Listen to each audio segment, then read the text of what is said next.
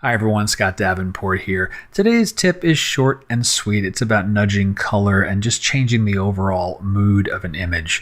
And I'm going to be using Lightroom to do this. You can do this in really any package. This is all really standard stuff. If you've got temperature controls and you've got split tone controls, you can do this in whatever tool you're using. And so here I've got a photo from Port Orford in Oregon. This is one of the spots I like to go with my workshop groups. I took this back in November and during one of the workshops. And this is just the basics, right? We've done all the basics here where we have, the highlights, the shadows, all those types of things have been adjusted just to get the overall exposure and frame in range and the tones across the image look good. But what I wanted to have happen is get some more richness in the sky. I think this really blew. And then just change the overall mood of the photo. I like the soft palette of colors here, but I wanted to play with that a little bit and give it not a strong twilight feel, but something a little bit extra. So started by working on the sky.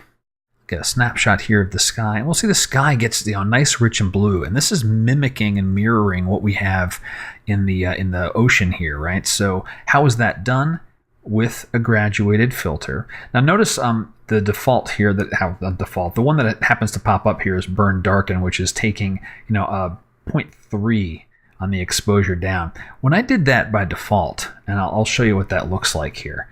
Forget the temperature, make this -3.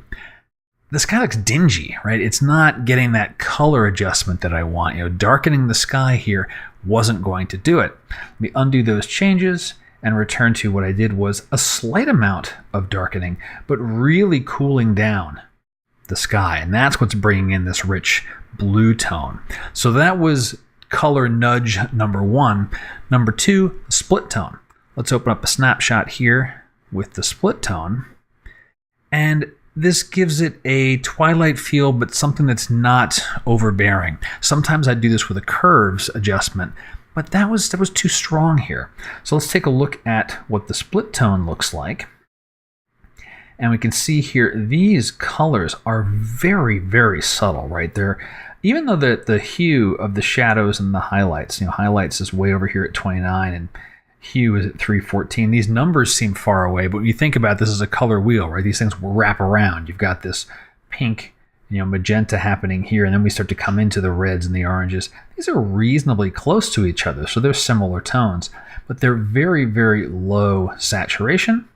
And I've balanced things toward more of the shadows. And so the brighter parts, which are the oranges here, they're getting less affected. So keeping that nice bright orange, but giving the sky and everything else a little bit of a purple tone. So before and after. We see a little shift in the orange areas because we want to. It needs to be natural and blending all together.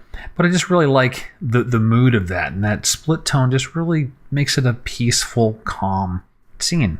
So next time you're looking to change the overall tone of a photo, take a look at just nudging color, whether you're using temperature sliders or using a split tone, and I think you'll like the results in your photos. Got other questions about photography? Feel free to hit me up in the comments, or if you want to keep it private, you can send me a message through my website. And until next time, my name's Scott Davenport. Happy shooting.